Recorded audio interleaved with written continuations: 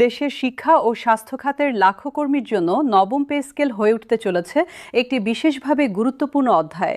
আগামী 1 জুলাই থেকে কার্যকর হতে যাওয়া এই নতুন বেতন কাঠামো কেবল প্রশাসনিক ক্যাডারের কর্মচারীদের জন্যই সীমাবদ্ধ নয়, বরং দেশের প্রতিটি প্রান্তে কর্মরত শিক্ষক, চিকিৎসক, নার্স এবং স্বাস্থ্যকর্মীর জীবনযাত্রায় এর প্রভাব সরাসরি অনুভূত হবে। সরকারি সূত্র জানিয়েছে, নতুন অর্থবছরের প্রথম দিন থেকেই এই পে স্কেল কার্যকর হবে এবং তা শিক্ষা ও স্বাস্থ্য খাতের কর্মীদের জন্য সমানভাবে প্রযোজ্য হবে। দেশের শিক্ষা ব্যবস্থায় কর্মরত প্রাথমিক, মাধ্যমিক এবং উচ্চ মাধ্যমিক পর্যায়ের শিক্ষকরা দীর্ঘদিন ধরে একটি যৌক্তিক ও মর্যাদাপূর্ণ বেতন কাঠামোর দাবি জানিয়ে আসছিলেন। তাদের বক্তব্য, একটি জাতির ভবিষ্যৎ প্রজন্ম গড়ে তোলার গুরুদায়িত্ব পালন করার সত্ত্বেও শিক্ষকতা পেশায় বেতন কাঠামো দীর্ঘদিন ধরে প্রত্যাশিত পর্যায়ে পৌঁছায়নি। এর ফলে অনেক মেধাবী শিক্ষার্থী শিক্ষকতা পেশার পরিবর্তে অন্য পেশায় ঝুঁকে পড়েছেন। নবম পে স্কেল কার্যকর হলে এই পরিস্থিতিতে একটি ইতিবাচক পরিবর্তন আসতে পারে বলে মনে করছেন শিক্ষা বিশেষজ্ঞরা। সাধারণভাবে একজন প্রাথমিক বিদ্যালয়ের সহকারী শিক্ষকের বর্তমান মূল বেতন যদি ধরা হয় 22,000 টাকা, তাহলে নতুন পে স্কেলে তা বেড়ে দাঁড়াতে পারে 32,000 টাকায়। তবে যেহেতু সরকার 2 ধাপে এই পে স্কেল বাস্তবায়নের সিদ্ধান্ত নিয়েছে, তাই প্রথম ধাপে তিনি পাবেন 5,000 টাকা বৃদ্ধি, অর্থাৎ তার বেতন দাঁড়াবে 27,000 টাকায়। দ্বিতীয় ধাপে বাকি 5,000 টাকা যুক্ত হয়ে পূর্ণাঙ্গ বেতন কাঠামোয় পৌঁছাবেন তিনি।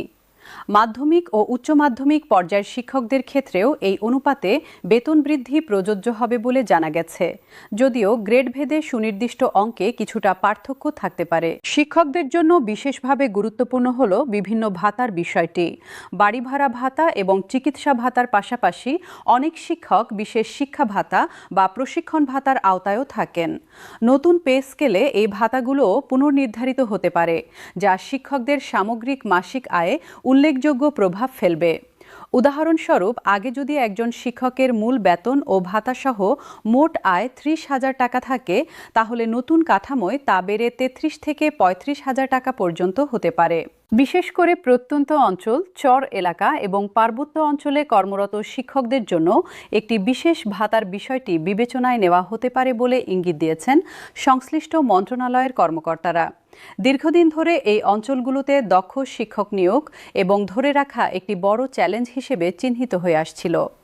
যোগাযোগ ব্যবস্থার দুর্বলতা, আবাসন সংকট এবং সীমিত সুযোগ সুবিধার কারণে অনেক শিক্ষক এই অঞ্চলগুলোতে দীর্ঘমেয়াদে কাজ করতে আগ্রহী হন না। নতুন পে স্কেলে যদি এই অঞ্চলের জন্য বিশেষ আর্থিক প্রণোদনা যুক্ত হয়, তাহলে এই দীর্ঘস্থায়ী সমস্যার সমাধানে কার্যকর ভূমিকা রাখতে পারে বলে মনে করছেন শিক্ষা বিশেষজ্ঞরা। অন্যদিকে দেশের স্বাস্থ্য খাতের কর্মীদের জন্য এই পে স্কেল সমান গুরুত্বপূর্ণ। চিকিৎসক, নার্স, প্যারামেডিক, মিডওয়াইফ এবং অন্যান্য স্বাস্থ্যকর্মীরা দেশের জনস্বাস্থ্য ব্যবস্থায় অত্যন্ত গুরুত্বপূর্ণ ভূমিকা পালন করেন। বিশেষ করে সাম্প্রতিক বছরগুলোতে বিভিন্ন স্বাস্থ্য সংকট ও মহামারীর সময় তাদের অবদান জাতীয়ভাবে ব্যাপকভাবে স্বীকৃত হলেও বেতন কাঠামোর ক্ষেত্রে তা যথাযথভাবে প্রতিফলিত হয়নি বলে দীর্ঘদিন ধরে অভিযোগ ছিল। নবম পে স্কেল কার্যকর হলে স্বাস্থ্যকর্মীদের মূল বেতনের পাশাপাশি ঝুঁকি ভাতা, ওভারটাইম ভাতা এবং বিশেষ দায়িত্ব ভাতার ক্ষেত্রেও পরিবর্তন আসতে পারে। বিশেষ করে জরুরি বিভাগ, নিবিড় পরিচর্যা কেন্দ্র, অপারেশন থিয়েটার এবং সংক্রামক রোগ বিভাগে কর্মরত স্বাস্থ্যকর্মীদের জন্য বর্ধিত ঝুঁকি ভাতার বিষয়টি নতুন কাঠামোয় বিবেচনায় নেওয়া হতে পারে বলে জানা গেছে। এই বিভাগগুলোতে কর্মরত স্বাস্থ্যকর্মীদের কাজের চাপ এবং ঝুঁকি তুলনামূলকভাবে অনেক বেশি হওয়ায় তাদের জন্য আলাদা প্রণোদনার বিষয়টি দীর্ঘদিন ধরে আলোচনায় ছিল। প্রত্যন্ত অঞ্চলে কর্মরত চিকিৎসক ও নার্সদের জন্য বিশেষ আর্থিক প্রণোদনার বিষয়টি আলোচনায় রয়েছে।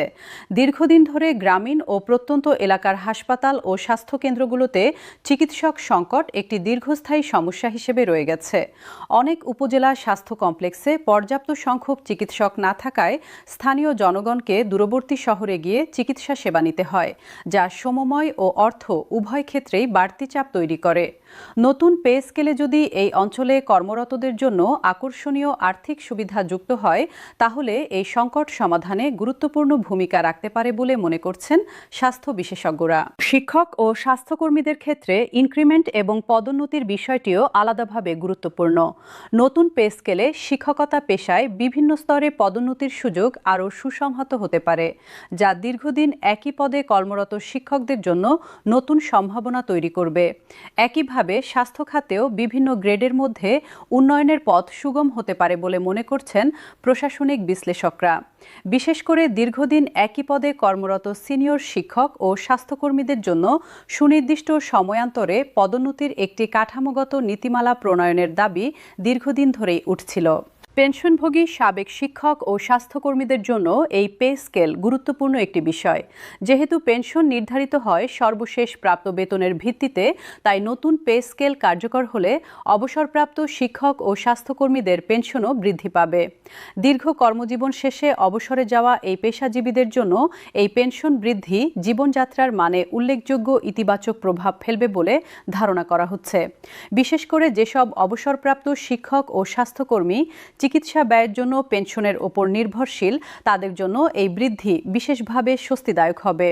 শিক্ষক সংগঠন এবং স্বাস্থ্যকর্মীদের বিভিন্ন পেশাজীবী সংগঠনের পক্ষ থেকেও এই পে স্কেল ঘোষণাকে ঘিরে প্রতিক্রিয়া আসতে শুরু করেছে। অধিকাংশ সংগঠনই এই উদ্যোগকে স্বাগত জানিয়েছে। তবে একই সঙ্গে তারা দাবি জানিয়েছেন, শিক্ষা ও স্বাস্থ্য খাতের বিশেষ প্রকৃতি বিবেচনায় নিয়ে এই খাতের জন্য পৃথক ও বিশেষ ভাতার কাঠামো নিশ্চিত করতে হবে। তাদের মতে এই দুটি খাত সরাসরি জাতির ভবিষ্যৎ এবং জনস্বাস্থ্যের সঙ্গে সম্পর্কিত হওয়ায় এখানে বিনিয়োগ করাটা একটি দীর্ঘমেয়াদী জাতীয় গুরুত্বের বিষয়। বিশেষজ্ঞদের মতে শিক্ষক ও স্বাস্থ্যকর্মীদের বেতন কাঠামো যৌক্তিকভাবে উন্নত হলে এর সুদূরপ্রসারী প্রভাব পড়বে দেশের শিক্ষার মান এবং জনস্বাস্থ্য ব্যবস্থায়। ভালো বেতন কাঠামো থাকলে মেধাবী শিক্ষার্থীরা শিক্ষকতা ও চিকিৎসা পেশাকে ক্যারিয়ার হিসেবে বেছে নিতে আগ্রহী হবেন, যা দীর্ঘমেয়াদে শিক্ষা ও স্বাস্থ্য খাতে দক্ষ জনবলের সংখ্যা বৃদ্ধি করবে। বর্তমানে অনেক মেধাবী শিক্ষার্থী চিকিৎসা শিক্ষা সম্পন্ন করার পরও বেসরকারি খাতে চলে যান কিংবা বিদেশে পাড়ি জমান, যার একটি বড় কারণ হিসেবে সরকারি খাতের তুলনামূলক কম আকর্ষণীয় বেতন কাঠামোকে চিহ্নিত করা হয়। এছাড়া প্রাইভেট খাতের সঙ্গে তুলনা করলে দেখা যায় বেসরকারি স্কুল কলেজ এবং বেসরকারি হাসপাতালে কর্মরতদের বেতন কাঠামোর সঙ্গে সরকারি শিক্ষক ও স্বাস্থ্যকর্মীদের বেতনের ব্যবধান দীর্ঘদিন ধরে বিদ্যমান ছিল। বিশেষ করে রাজধানী ও বড় শহরগুলোতে অবস্থিত নামী বেসরকারি প্রতিষ্ঠানগুলোতে বেতন কাঠামো তুলনামূলক আকর্ষণীয় হওয়ায় অনেক মেধাবী শিক্ষক ও চিকিৎসক সরকারি খাতের পরিবর্তে বেসরকারি খাতে যোগ দিতে আগ্রহী হন। নবম পে স্কেল এই ব্যবধান কমিয়ে আনার একটি গুরুত্বপূর্ণ পদক্ষেপ হিসেবে বিবেচিত হচ্ছে, যা সরকারি শিক্ষা ও স্বাস্থ্য খাতকে আরও প্রতিযোগিতামূলক করে তুলবে বলে মনে করছেন সংশ্লিষ্টরা। তবে একটি গুরুত্বপূর্ণ প্রশ্ন থেকে যাচ্ছে, 2 ধাপে বাস্তবায়নের প্রক্রিয়ায় শিক্ষা ও স্বাস্থ্য খাতের জন্য নির্ধারিত বিশেষ ভাতাগুলো কোন ধাপে কার্যকর হবে তা এখনও স্পষ্ট নয়। অনেক শিক্ষক ও স্বাস্থ্যকর্মী আশা করছেন এই বিশেষ ভাতাগুলো প্রথম ধাপেই অন্তর্ভুক্ত করা হবে, যাতে দ্রুততম সময়ের মধ্যে তারা এর সুফল পেতে পারেন। সংশ্লিষ্ট মন্ত্রণালয়ের কর্মকর্তারা অবশ্য জানিয়েছেন, এই বিষয়ে চূড়ান্ত সিদ্ধান্ত আনুষ্ঠানিক প্রজ্ঞাপনেই স্পষ্ট হবে। দেশের প্রত্যন্ত অঞ্চলে কর্মরত শিক্ষক ও স্বাস্থ্যকর্মীদের জন্য এই পে স্কেল ঘোষণা বিশেষ তাৎপর্য বহন করছে। দীর্ঘদিন ধরে এই অঞ্চলগুলোতে যোগ্য জনবল নিয়োগ এবং ধরে রাখার ক্ষেত্রে আর্থিক প্রণোদনার অভাব একটি বড় সমস্যা হিসেবে চিহ্নিত হয়ে আসছিল। নতুন পে স্কেলে যদি এই অঞ্চলগুলোর জন্য আকর্ষণীয় আর্থিক প্যাকেজ অন্তর্ভুক্ত করা হয়, তাহলে এই দীর্ঘস্থায়ী সমস্যার সমাধানে গুরুত্বপূর্ণ অগ্রগতি সম্ভব হবে বলে মনে করছেন প্রশাসনিক ও স্বাস্থ্য বিশেষজ্ঞরা। শিক্ষা মন্ত্রণালয় এবং স্বাস্থ্য মন্ত্রণালয়ের সংশ্লিষ্ট কর্মকর্তারা জানিয়েছেন, নবম পে স্কেলের আওতায় এই 2 খাতের কর্মীদের জন্য নির্দিষ্ট নির্দেশনা প্রস্তুত করা হচ্ছে, যা সংশ্লিষ্ট প্রজ্ঞাপনে স্পষ্টভাবে উল্লেখ থাকবে। তারা আশ্বাস দিয়েছেন যে শিক্ষা ও স্বাস্থ্য খাতের বিশেষ চাহিদা এবং বাস্তবতা বিবেচনায় নিয়েই এই কাঠামো প্রণয়ন করা হয়েছে। এই প্রসঙ্গে আরেকটি গুরুত্বপূর্ণ বিষয় হল শিক্ষক ও স্বাস্থ্যকর্মীদের কর্মঘণ্টা এবং কর্মপরিবেশের বাস্তবতা। শিক্ষকতা পেশায় ক্লাস পরিচালনার পাশাপাশি পরীক্ষা গ্রহণ, ফলাফল প্রস্তুতকরণ এবং অতিরিক্ত শিক্ষামূলক কার্যক্রমে যুক্ত থাকতে হয়। অন্যদিকে স্বাস্থ্যকর্মীদের অনেক সময় নিয়মিত কর্মঘণ্টার বাইরেও জরুরি সেবা প্রদান করতে হয়। বিশেষ করে রাত্রিকালীন ডিউটি এবং ছুটির দিনেও জরুরি বিভাগে কাজ করতে হয়। এই বাস্তবতা বিবেচনায় নিয়ে নতুন পে স্কেলে অতিরিক্ত কর্মঘণ্টার জন্য উপযুক্ত ক্ষতিপূরণের বিষয়টিও অন্তর্ভুক্ত করার দাবি জানিয়েছেন সংশ্লিষ্ট পেশাজীবী সংগঠনগুলো।